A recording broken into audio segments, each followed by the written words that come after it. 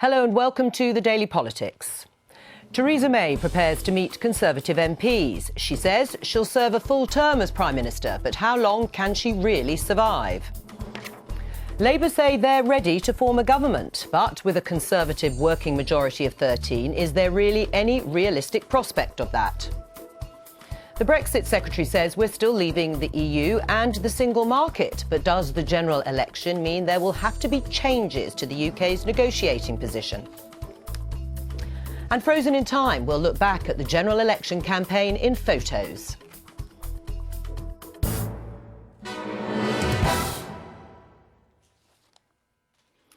All that in the next hour, and with us for the whole of the programme today, an MP who's on so often he's becoming the shadow minister for the Daily Politics. Yes, I bring you Labour's Barry Gardiner. And his predecessor in that role, but we haven't seen on the programme for some time, former Conservative Party chairman Grant Shapps. Welcome to both of you. So Theresa May held her first cabinet meeting this morning. Later, she faces her backbench MPs at a meeting of the Conservative 1922 committee. It looks like there's no immediate plan to oust her.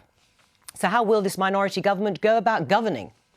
Well, when the dust settled after election night, the Conservatives ended up with 318 seats and Labour with 262.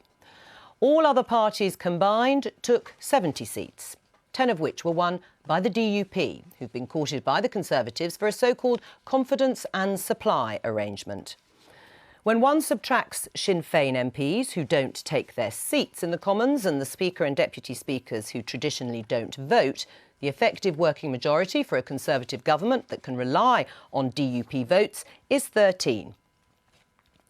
Over the weekend, Theresa May set about reshuffling her cabinet.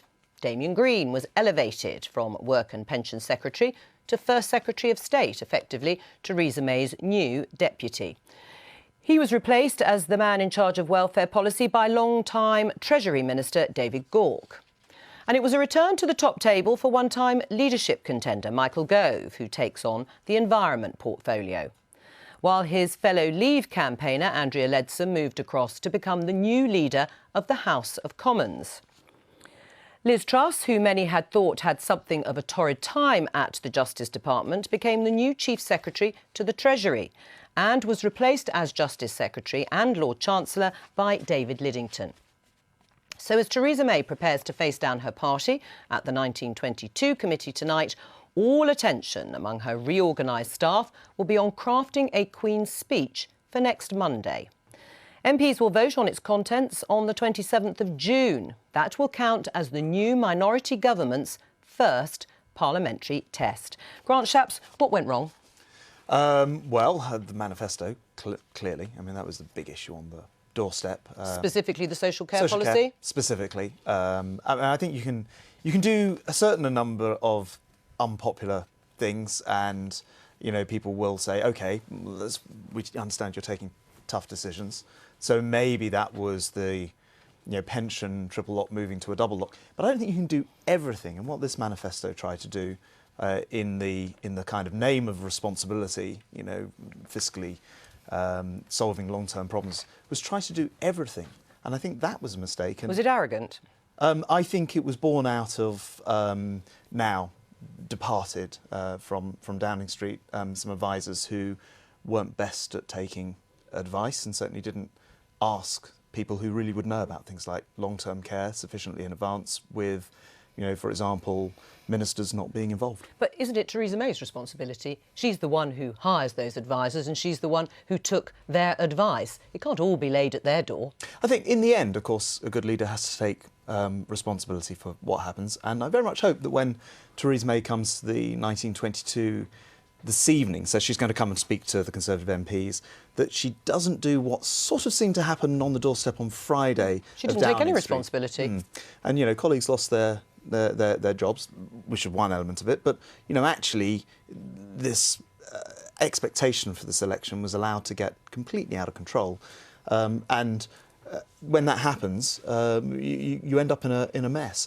So I think what she'll do later is perhaps just show the contrition of the fact that some people have lost their parliamentary jobs for a general election, which wasn't strictly required, and I hope take some questions from colleagues. But I agree with you in the introduction. I don't think there's any great feeling that we want a urgent leadership election and getting right back into that, because I think, actually, to coin a phrase, genuinely what the country actually requires is a period of some stability, and so I think that a leadership election isn't the first thing that should be on the cards. Were you surprised that she didn't show much contrition on the doorstep on Friday? Yes. What would you have liked to have heard from her? Well, what she then said, I suppose, an hour or two later when there was a pool clip arranged, which is that colleagues had lost their seats and majorities had been cut. And, quite clearly, just in human terms, this election didn't go to plan. I mean, the plan was to have a bigger majority and strengthen her hand at Brexit negotiations, which is fine, but it's not what actually ended up happening. So you expect any speech about it to at least acknowledge the fact that it hasn't gone that way.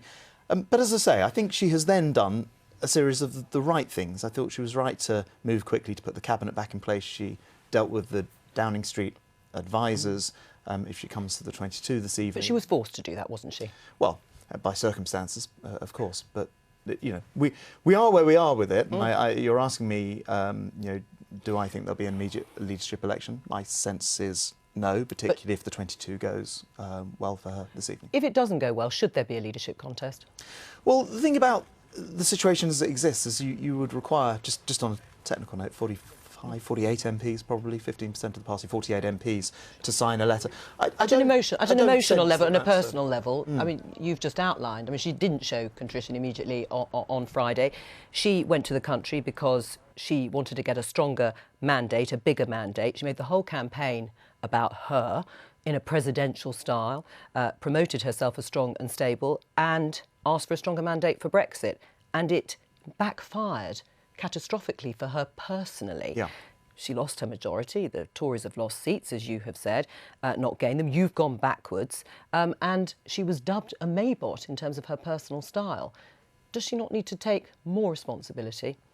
Well, I think not to acknowledge that was a mistake on Friday, and I hope that that's been recognised.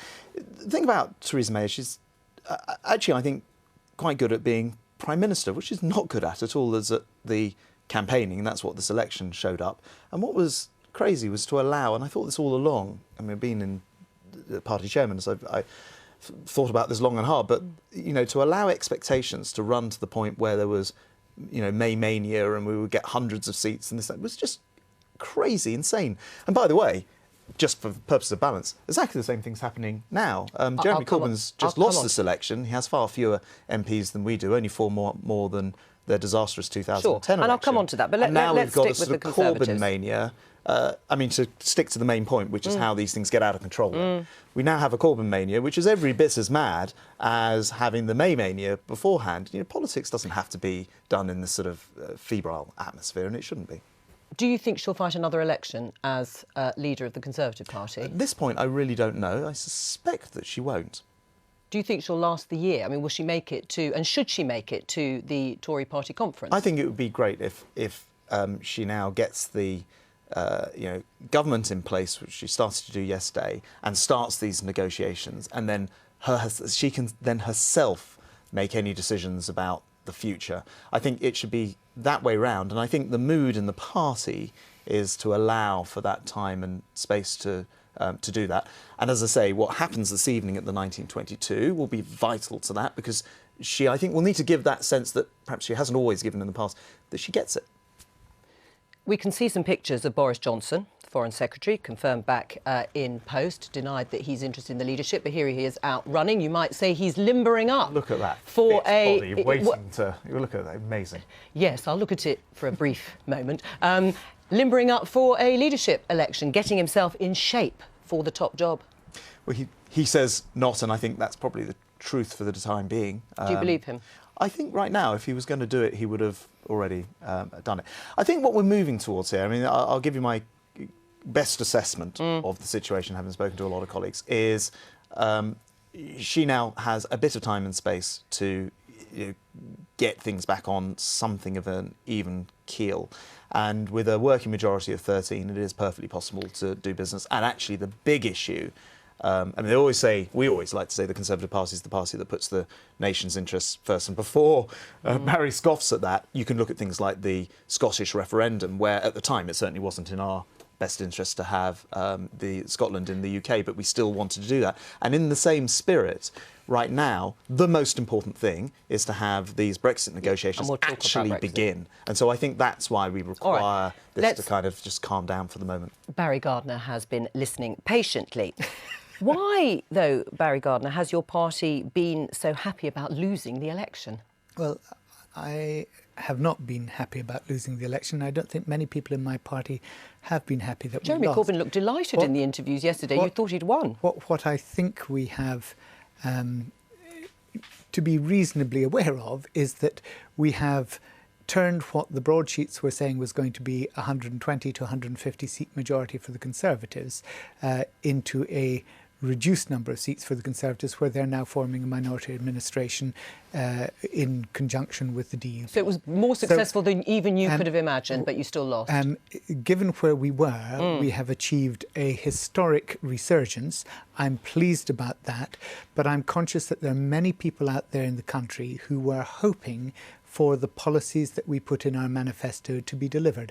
And that we have not done that is no solace to them. Right, well, let's talk about the policies. Grant Shapps, which policies will be dropped from the manifesto because you didn't win a mandate for it? Well, who knows? I mean, I can't Which give ones you the do you answers think to should that. be dropped? But I'll tell you one straight off the bat, absolutely insanity to start to talk about passing and changing fox hunting laws. What on earth was that about?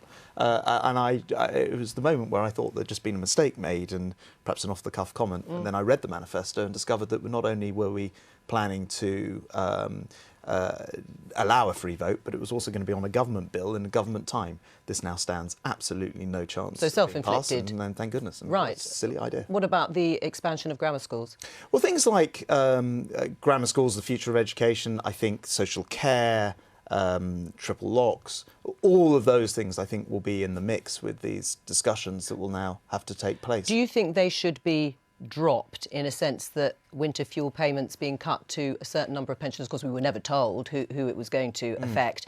The social care policy now with its cap as well as its floor, are you saying that shouldn't happen in your mind? Well, I think things like the social care policy, literally went down like a bucket of sick on the doorstep. I mean, nobody was interested in hearing the explanation, which actually, when you dug into the policy, we were raising this floor from 23 to £100,000 and actually would help some people in that. But no one was interested in getting into that detail. Actually, what it did was send a signal that we somehow weren't interested in the aspirations of people who work hard and save all their life and then want to actually be able to keep some of that money. People actually confused it with being about inheritance tax, which it's not.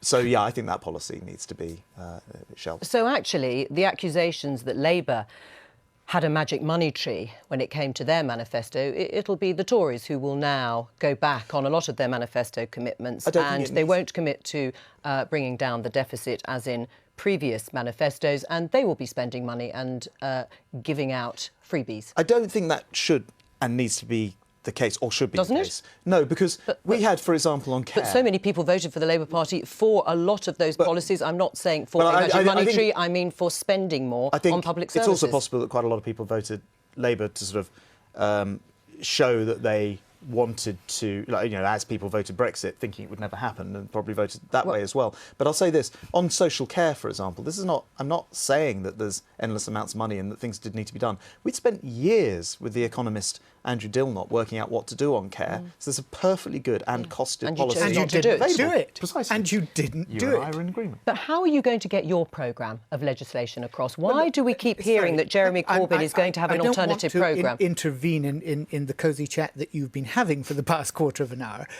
but I do think there are some points that... There's nothing cosy about it, Barry Gardiner. No, I mean, take him through what's happened over the election. It's been a dialogue between the two of you, and if I can, comment on that. It seems to me that the real question that people need answered immediately is what is the Queen's speech? Because she went to the country on a manifesto, most of the key policies of which she cannot deliver because she's now found them to be toxic. And so what is actually going to be in the Queen's speech? Nothing. Well, that's It's hang on, vacuous. but that's what we're discussing. So what I'm saying to you is, how are you going to get your policies into any sort of form that the public could then vote on? You lost the election. None of your manifesto promises are going to come into reality.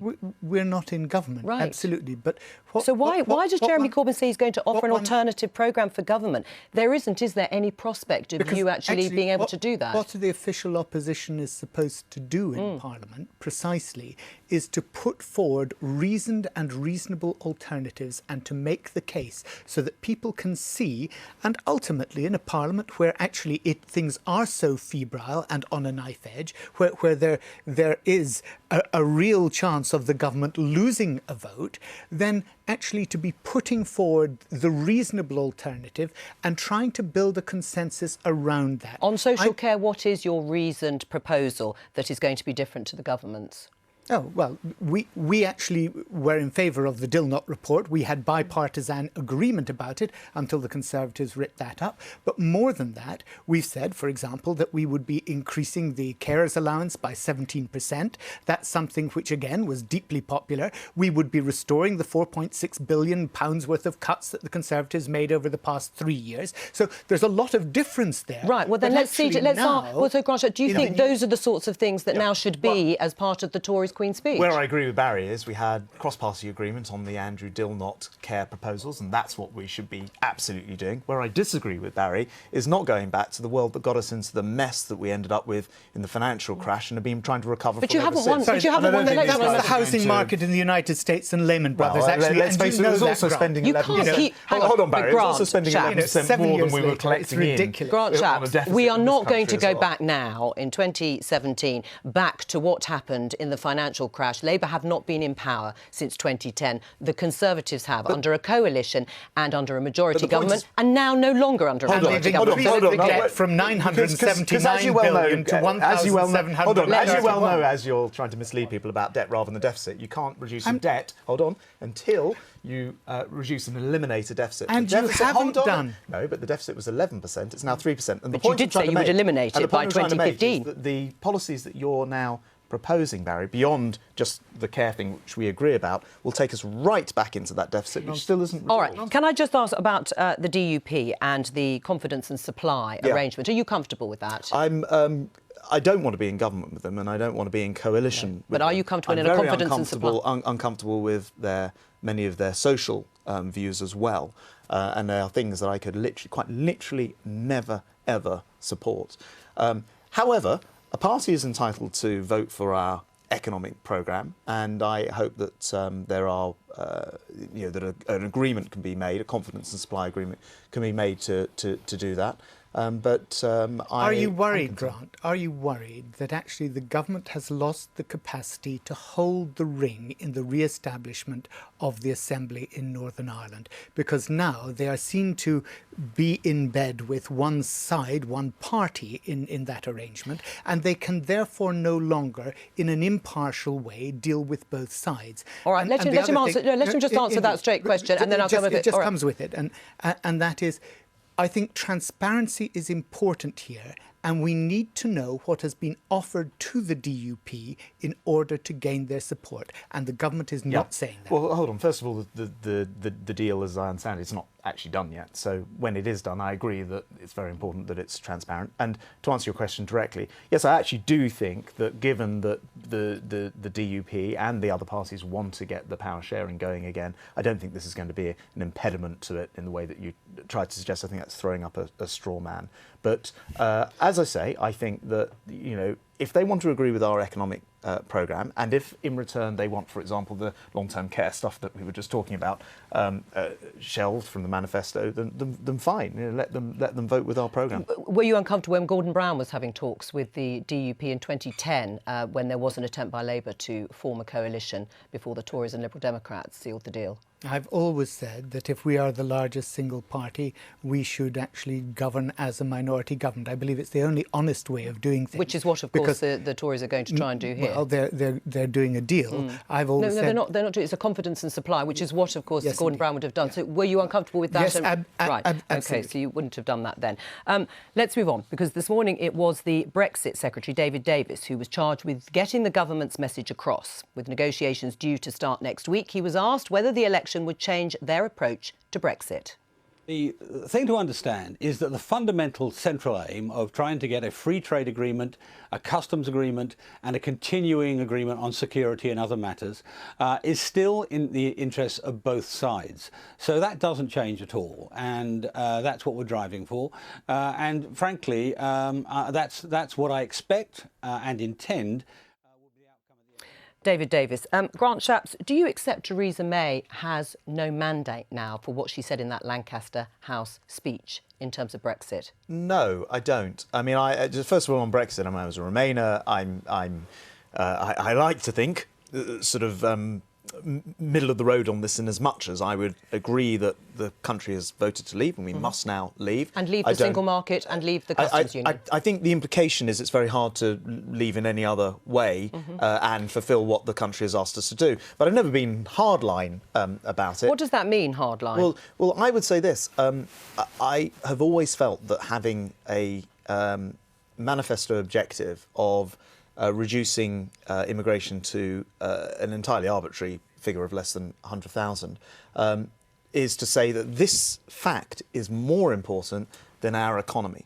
And I think that is the wrong way round to have this. So you agree with Ruth Davidson, who is the leader of the Tories in Scotland and had a very good night in her terms, because she obviously increased the number of seats in Scotland for the Conservatives. She agrees with that. She says she wants to put the economy ahead of the issue of immigration. But what does that mean in terms of changing fundamentally the shape of Brexit? So yes, I do. I mean, I entirely agree with that.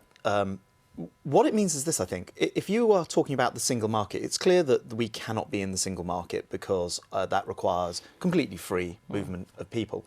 But we already accept in this country that some people do come and go, and that there may be a deal around having some sort of visa system that enables people to come work here, which provides sufficient movement for work and jobs only, of course, the thing that we always wanted to do but could never get an agreement with Europe, which might, in your terms, be a softer approach to Brexit than the very hard line of saying, no, this is only about meeting a particular figure. You were saying before about hard line or a hard Brexit. Well, I mean, let's not use the terms hard Brexit. Let's be specific about what we mean when we're talking about Brexit. So you are still in agreement about leaving the single market, yes, which is what the Tories were, and you're still in agreement with what the party put in its manifesto about the customs union. But so it's about tone. I think that's actually what the country itself agreed, and I'm not aware of from the Lib Dems that anyone thinks and you're in total agreement with that too, Barry? Well, what I'm delighted by is that many Conservatives who previously were going along with the hard Brexit have now said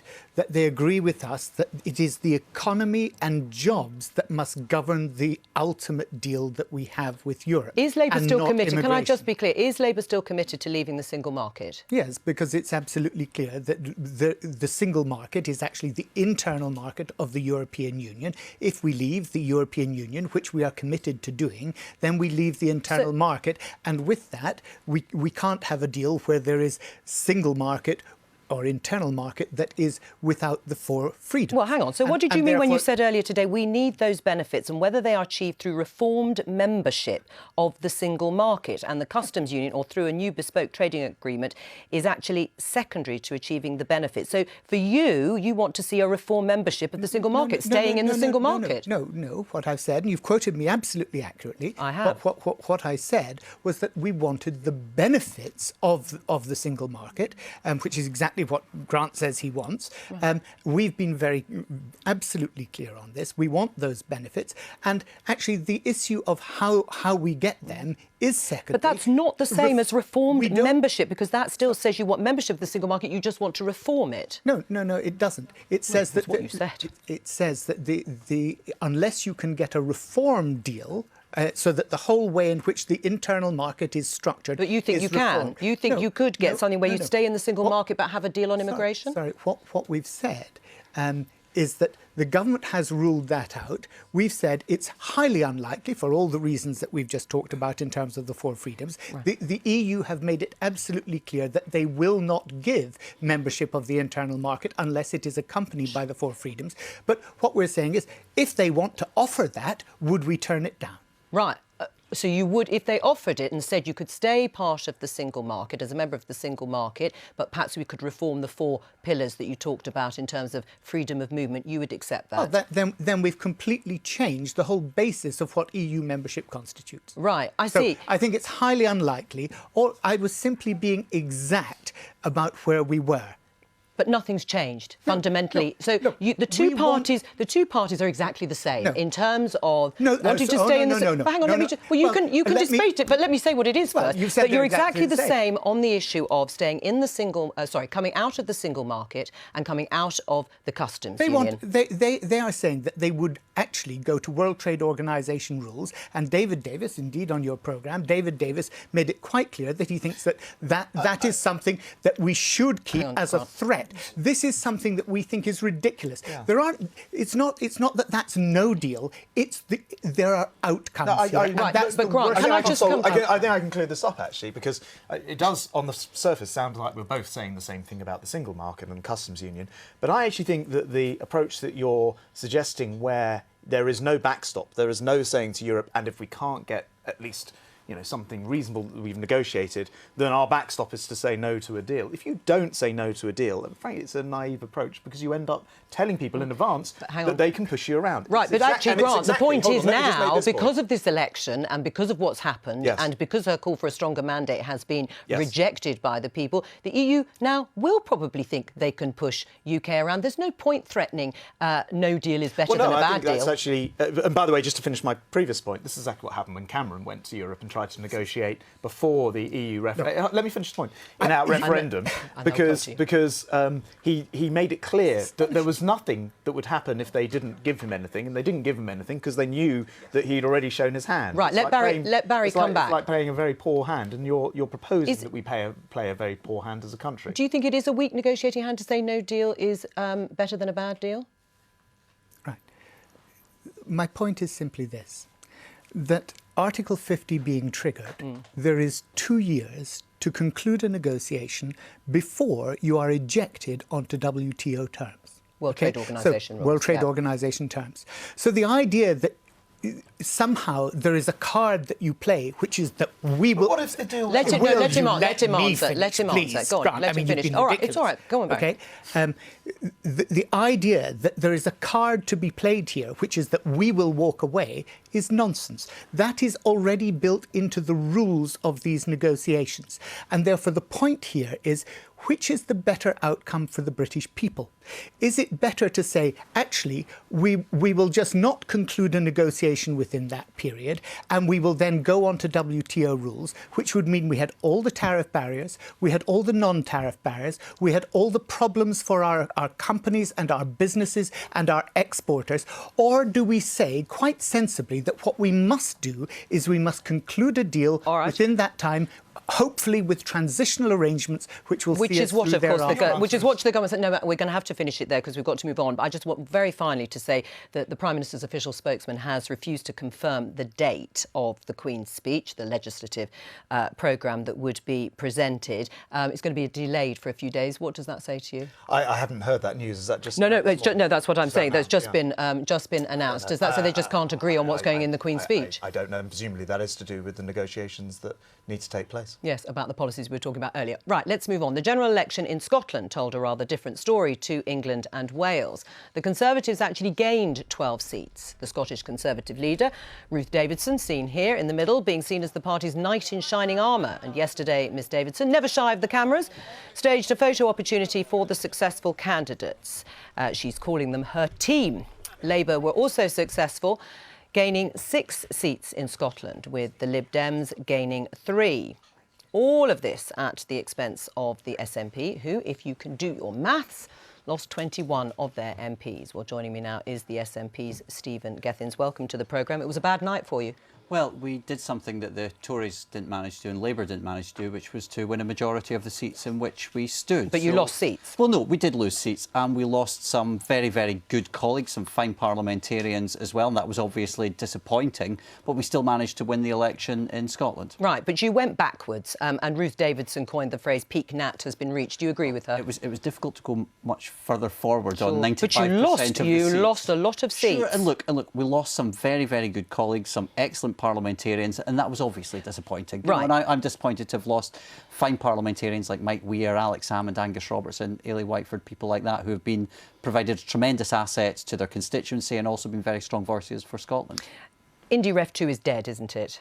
Well, that's a massive. I mean, that's something that the Scottish Parliament has voted on, so I'll leave that with the Scottish Parliament. But in your mind, plans for a second independence referendum, referendum, which is what you campaigned on, a little more quietly, it has to be said, in this general election. But that's gone. You just haven't got the mandate for it now. Well, you know, it was something I found astonishing during the general election campaign that we spent a lot of time with the Tories and others wanting to talk about independence rather than their records, because let's face it, I think where the Tories are at the moment, they had a poor record with where we are on Europe and jobs on the economy. They did well in Scotland for someone with a poor record, didn't they? Well, they did. I mean, they still lost the election in Scotland, but they made progress. There's no denying it, and they had some wins. There are more Tory MPs in Scotland than pandas now, aren't there? Well, there are more Tory MPs. That we're going to have to get some more pandas. So you can still use that expression. But in terms of the independence referendum, you didn't want to talk about it because you knew in your heart of hearts that the people in Scotland just don't want it. Well, I think we also wanted to talk about some of the big Westminster issues that we'll like need to decide education, on. like your record on education. Well, actually, that's a Holyrood issue rather than a Westminster issue. But we want to talk about Westminster issues like where are you going to get the funding from for public services? What's going to happen with austerity? There's a direct impact on education in Scotland. What about Europe? And Barry made some interesting remarks earlier on about the movement we're going to have to see. And critically, something that's going to happen down here is that at Westminster it's going to have to change its culture. And for those of us at Westminster are going to have to try and talk to each other, find agreement where we can, and we can't find agreement everywhere, and try and work together, not least on Europe, where that'll be right. critical. Well, let's talk about Europe, because you've called for, not you personally, but Nicola Sturgeon called for a Brexit pause. Sure, yeah. Isn't the truth that you just want to stop it? Not at all. I think that if you look back, you'll see that the only government who provided anything of substance around what we should have next on Europe was a compromise that the Scottish Government released across the UK. Now, that was a pan-UK compromise. If that was rejected, there was also a Scottish element of that as well. Well, it was rejected by the government at the time. Single market, freedom of movement, EU nationals who have made this country their home and should be allowed to stay, universities and getting some kind of certainty for them. All these issues that are now open for discussion, and that's why we're asking for a pause. Now, so you want to reopen the debate about the single market? Well, you know, I'm somebody who thinks we should be members of the single market. And but now you think that there is a... We're asking for a pause for discussion. Now, given that Theresa May has just taken 6 critical weeks out of the negotiation period, I think a few days to reflect on the general election, accept that result, which the Tories still have to do, and have a discussion about what happens next. Why? What gives the SNP the right and the basis to dictate what should happen now in terms of Brexit? Because you lost seats. Well, I'm sorry to say, Joe, but I think you're falling back in that old Westminster habit of saying that one party dictates. These are policy suggestions that we're open to discussing with members of other political parties. But they've agreed, these two. These two have agreed ostensibly on Brexit in terms of single market membership and customs union membership. They want out. I'll be surprised if the Labour Party are going to let the Tories off the hook quite that easily. I think what we need to do... Because you think Labour might be on your side with the single market? Well, I think there are a large number of areas where we can find common ground with colleagues in the Labour Party. We've not been on issues like freedom of movement, on the single market, on issues that have a direct impact on jobs in the economy and opportunities for young people. Right. I mean, ironically, of course, you could work with Ruth Davidson, couldn't you? She also wants to perhaps have an open discussion, she says, on Brexit and some of the areas around it. You could obviously join with her. Look, if I can find common ground in issues that I think will be a benefit to my constituents on these issues, then of course you'd work together with members of other political parties. Now, look, in this Parliament, we will all have to get used to talking to one another, to listening to one another as well. Gone are the days when the Tories can get about a third of the vote and then command a majority. Those days have clearly gone now. Right. And in Holyrood, this is something that's happened for years now, and Westminster is going to have to get a bit more used to it. How long do you want the talks to pause for? I think a few days until we can have only a some few days. time. Well, I mean, let's see how long it takes, because I think that we need to reflect on the election result. I think that the Tory hard Brexit is finished, and that we need to start listening to people from other political parties, get the devolved administrations involved, which was not happening previously. Right. Well, should they? Should the devolved administrations be involved? Ruth Davidson obviously clearly wants to have more involvement, and she has got some basis for flexing her muscles. What about bringing in the SNP? What about bringing in Labour in a more cross-party committee, other than a select committee which already exists on Brexit, to talk about it? I think it is a good idea to build consensus, like almost always in politics, and I'm actually fascinated to hear it from the SNP. I used to stand for PMQs just next to Angus Robertson, where he sat, and the banter, he backwards and forwards. He was the most tribal of politicians I ever used to come across. So is that going to stop? It was unbelievable. He was holding Theresa May to account in a way that Jeremy Corbyn that is true failed. too. I But think as a that's group, okay. I don't think there were a more tribal group of MPs than the SNP. Right, So to but hear I'm you asking, talk can you about walk? But cross-party can you work? cooperation's Do you know amazing something? and welcome, in, actually. In the last Parliament, I was able, if you go back and look at the motions that I put down, my amendments that I put down on the European issue, I was able to get support from Labour, even some Tories. I think you know, I mean David, more in- David in- Davis even backed my call for the referendum date. I think I to mean be more in changed, sort of you attitude know. and approach towards other colleagues in the House than anything else. I'm not sure Where's that's the true, where's Grant. the I'm not common sure ground you're fair. between you, very briefly? Can I just point out that one of the key aspects where there is real disagreement on Brexit is over regulation or deregulation. The Conservatives want a deregulated economy, and in order to be able to continue to have the access of which Grant speaks, but which his party has difficulty to negotiate because of their view on regulation, we actually need to have equivalence with the EU. Will you vote down the Great Repeal Bill?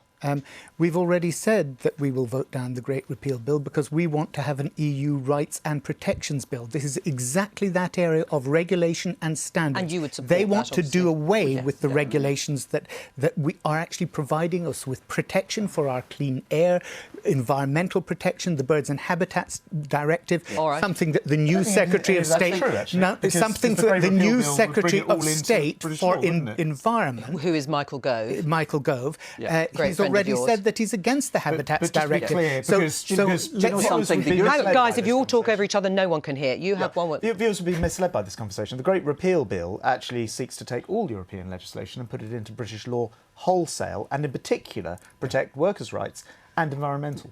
We have to end it there because we have to let Stephen Gethins go. Thank You won by 2 votes, didn't you? Yes, My goodness. they all count. I think that's the thing to take away. Every vote counts, every So constituency. you're hanging on here. Who will replace Angus Robertson as your leader in Westminster? Well, that's a discussion that we need to have over the next few days. I think quite rightly everybody's taken a weekend, as they should, to relax, spend a bit of time with family and maybe sleep a little bit as well. Yeah, it's quite a good idea. Stephen Gethins, thank you.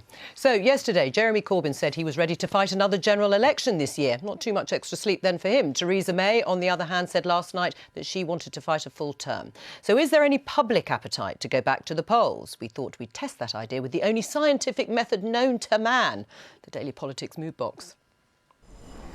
We've only just recovered from the last one, but already people are asking whether we need to do it all again. So today, our question for commuters is, should there be another early election? Yes or no? Why is that? Exhausted. He's exhausted. I've got loads of energy. I'm going to say yes. No, Why is that? we just have to get on and do stuff. What stuff? Work. Be productive. Yeah, I think there should be another general. Why? Just because I think it's too unstable at the moment. Who's up for another early election? There has to be. Nothing's been decided yet. We have to reach some sort of view where we have some agreement across the political divide that we currently have. How So, soon? yeah, there has How to be. soon then? Within 6 months. We need a proper government with the authority to negotiate on our behalf. So, So you're up for another one? no, I'm not. But I think we need one. I think now we'll get a better opinion. People will see what other people have said, and we're all fed up with it, but we need some more stability. No. Why is that? Because we're fed up with elections. You're fed up with it all? Yes. Okay, thank you. She made her mind up the first time. She doesn't want to do it again. I'm sick of elections. Sick of it? Yeah. Will you vote in ours though? Oh God. Oh God, yes, or oh God, no? I think that although it'd be very expensive and disruptive, I think we should decide who's representing us before we go into those negotiations. the commuters, it seems, are up for it because the yeses are pulling ahead. Yes or no? He doesn't vote. He doesn't vote in elections or the mood box. Go on, yes or no? Yes or no? You have to give the ball back. I don't know. Trying to steal our balls. You're up for it again. I am up for it again. You can't use this app when you make up on. You honestly can't You use look it. lovely. Honestly, you can't use it. Honestly. She just voted in the wrong box. Now I'm going to have to do this, balance it out. Easy peasy.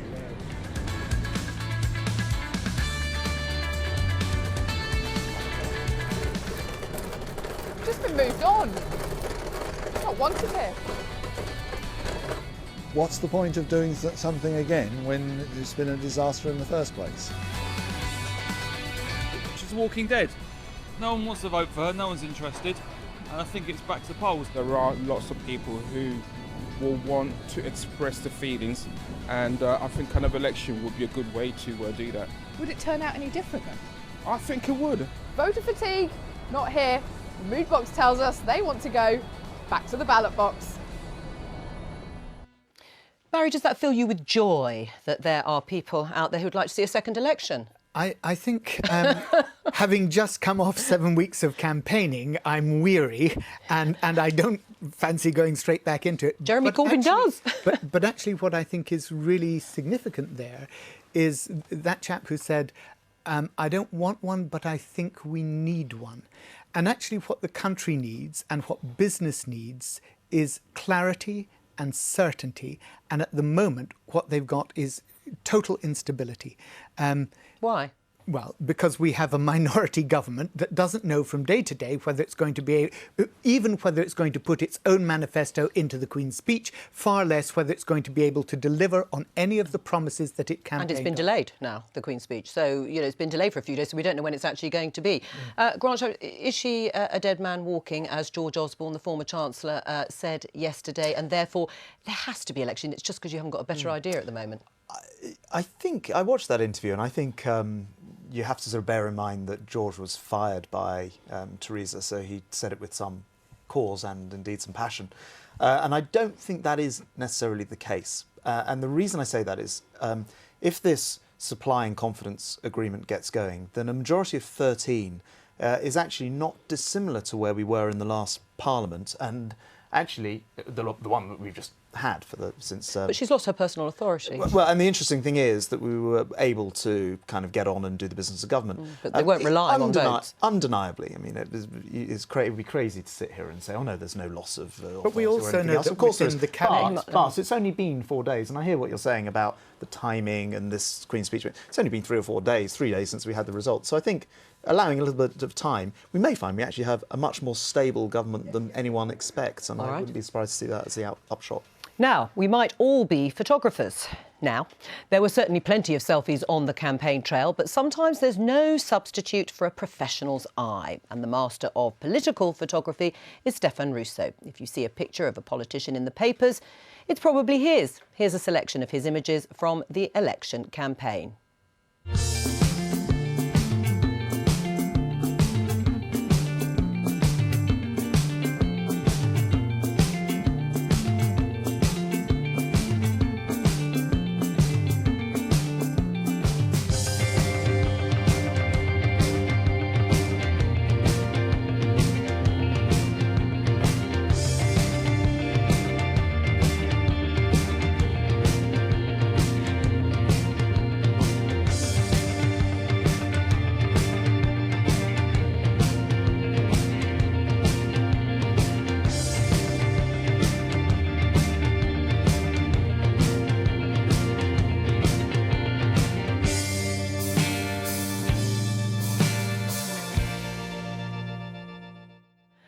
And the Press Association's Stéphane Rousseau joins us now. Well, it's been a memorable campaign. Some people may not have enjoyed it as much as others, but what are your memories of the campaign? Well, my memories are it's been a very controlled campaign. I mean, so soon after 2015, it felt quite flat. There wasn't sort of any great highlights. I don't remember any one picture jumping out at me like there was in 2015, 2010. You can go back to all the campaigns and think of one picture. There's nothing that's come from this one. And I think because all parties, none of the parties were really ready for it. They weren't prepared. That's the nature of a snap election, I suppose. Absolutely, yeah. Let's have a look at some of the photographs that you have chosen. There's the first one. It's a picture from the very first day of campaigning. Yeah. Tell us about it. Yeah, absolutely. This is in Northumberland, and this is kind of the start of the campaign proper. It was the unveiling of the Conservative campaign bus up in Northumberland, very rural Northumberland. But it was a sign of things to come, because this is what we got, the Prime Minister on a platform with a very tight group of people around her. And this is what we saw. We went to so many places over a month, but it was kind of the same thing. Now, whether you think that's good or bad, it's not me to judge. But from a photographer's point of view, very difficult to make it look different.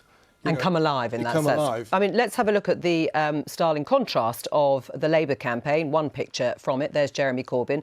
Where was he here? Well, this is in Oxford East, actually. This is the candidate and her family. But he was quite good at that. He was very natural, very good with children. And he seemed to enjoy this and relish it. And this was right at the beginning of the campaign. And I think his people saw this and decided this is his strength. And they did a lot more of this as the campaign went on. Yes, I mean, he's known, of course, being a natural campaigner. He says he's campaigned almost permanently for 30 years or so. And actually, this picture that you've picked out, the third one from the night of the party debate in Cambridge, which was a week or so before the election, that told a different story, which was quite revealing. Well, indeed. I mean, if you look, it's Corbyn who's leading everyone out there. His people would have loved this picture, I think, because he looks like he's in charge. You've got possibly the most senior politician there, Amber Rudd, the Home Secretary, tucked right in the doorway at the back, and he's leading them all out into the debate in Cambridge, I think, the BBC debate. So quite a strong picture, that, I think, for him.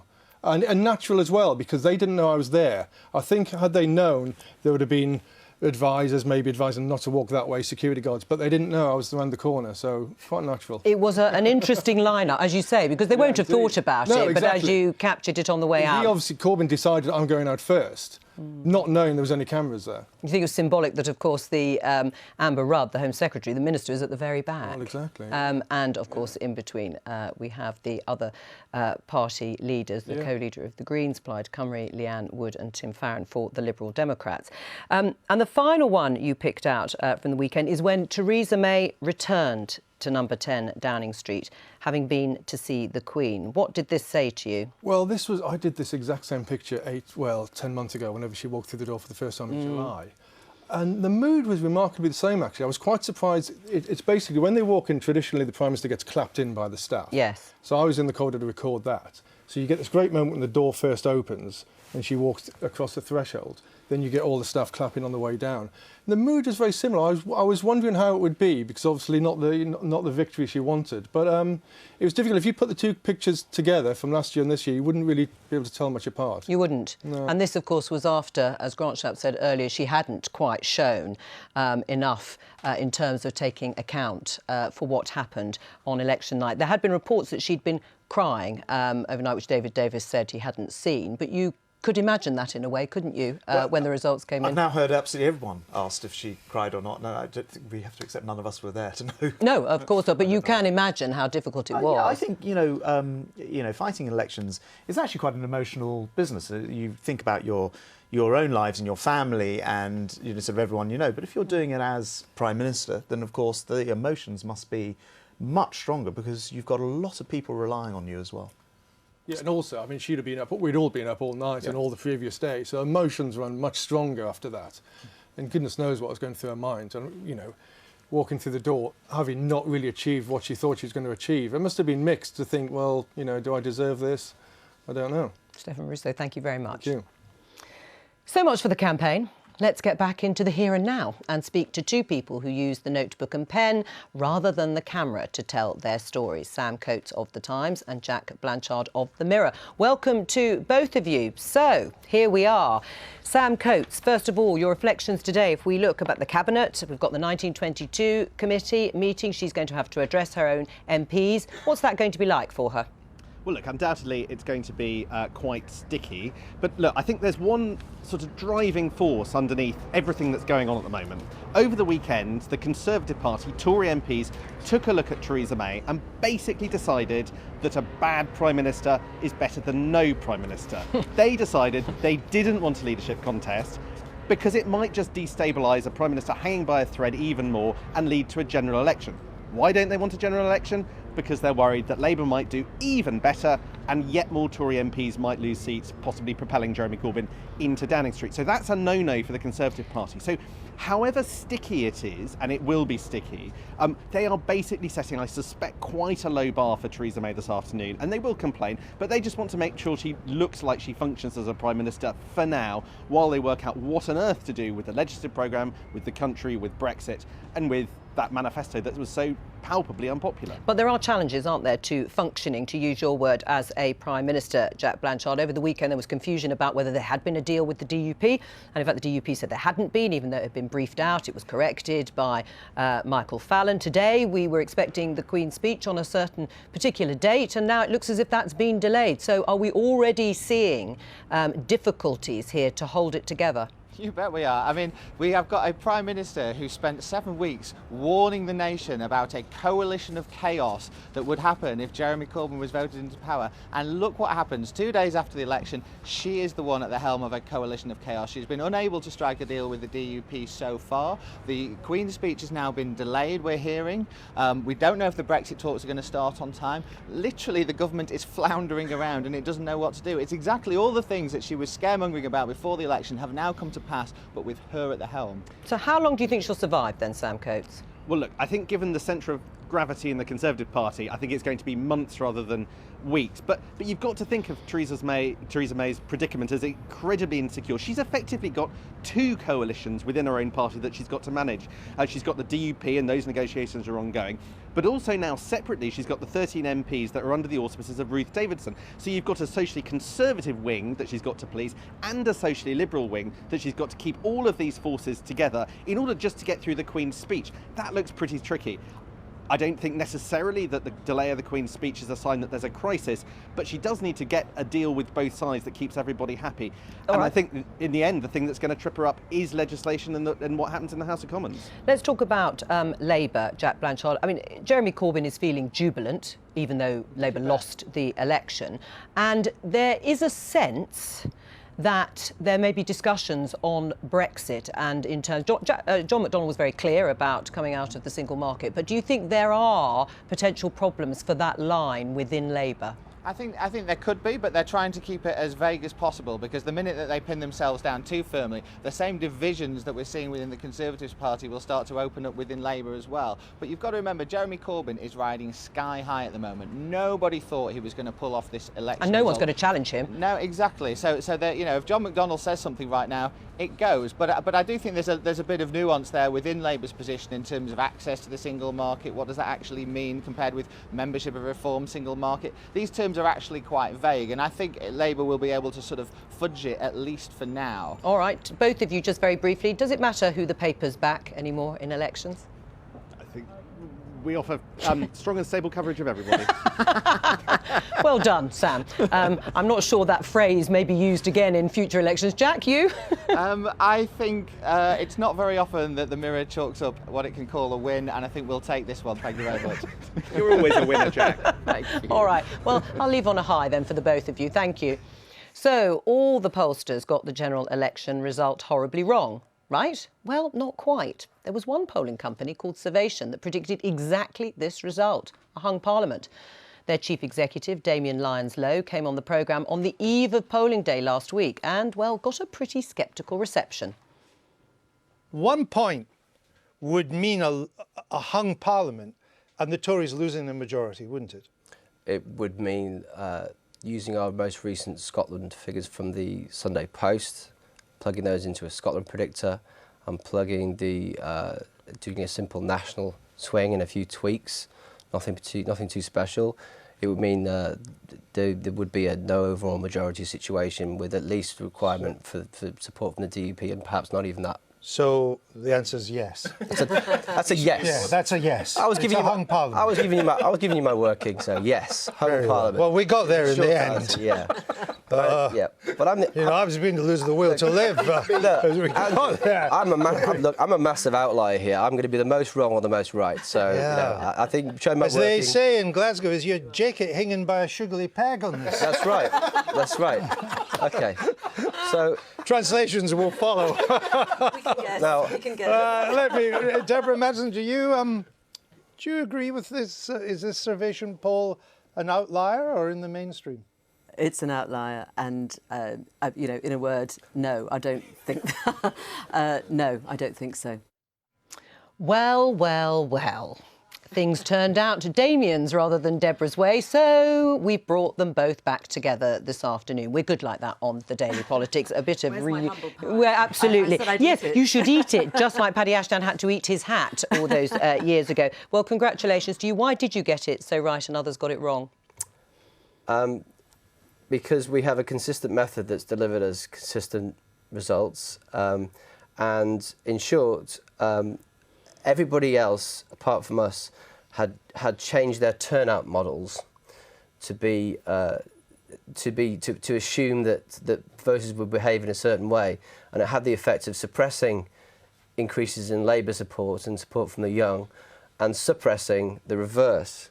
So they effectively, their changes were making their raw numbers, fully weighted raw numbers, were correct. We all had the correct average Conservative and Labour numbers. Yes. However, after their tweaks that they'd done to try and correct the problems of the 2015 general election had added, it had the effect of doubling their Conservative lead over Labour. Right. And we didn't have that problem. And you could eat your humble pie if you like now, but in terms of a knee-jerk reaction, do you think there was just overcompensation from getting it wrong in 2015? It's so interesting, isn't it? As Damien says, it's all about how the data was weighted afterwards. You think it's about the young people, but I mean, actually, if you look at it constituency by constituency, it looks as if it might be more to do with a slightly broader young, under 30s rather than under 24s, which is where a lot of people were focused. Yeah. And actually, there might be an education thing in as well. So the constituencies where there are more graduates, for example, had a higher turnout and favoured Labour. Right. And I don't know if you saw that playing out in what you were doing, Damien. Well, but was it simply a case of many more young people turning out to vote, or is that too simplistic? Because there were seats like Canterbury, for example, which has been Conservative, I think, for as long as I can remember, and it went Labour. Was that really down to lots of young people? And when I say young, of course, I mean, yes, under 35. Right. So there are constituency by constituency examples of, let's take Cardiff Central, where you've got something like 34% of the population are 18 to 24.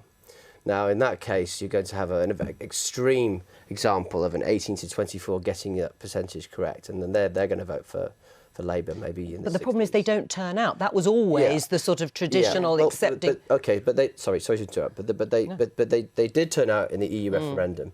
60% of them turned out of 18 to 24s, and both 18 to 24s and 25 to 34 groups, both, according to the Electoral Commission, had shown net new registrations up since the comparable period in the 2015 general election. So this is a broad, and then just one more point is that our method also factors in how the likelihood to vote of older people, and of course there were lots of policies that were unattractive for older people, and that may affect their well, because there's been a talk about the, but let's talk about the other end, because we were all discussing the winter fuel payments, the social care policy that would now include your house, and so on and so forth. That must have had an impact. And I mean, obviously, when we get the detail from the exit poll, we will know for sure. But my hunch is that older people also sat on their hands a bit. I think that seems to be the case.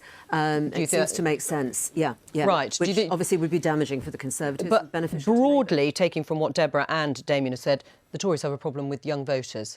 Yeah, I mean, that last point, absolutely right. Door after door of older voters saying, I'm not actually going to go and vote. On the young. And on the young, these things, I mean, this particular generation of young people either don't know or forgotten that, for example, Labour introduced tuition fees, and they've forgotten that now and voting So you have a problem with the young? Yeah, but these things change every election. So we were told we had a problem with... Do they? Have you ever done... When have you done really well amongst the 18 to 24, 18 to 35 year olds? Well, there have been times in history where we have. Just in the same way as previously. Hold on, let me just finish the point.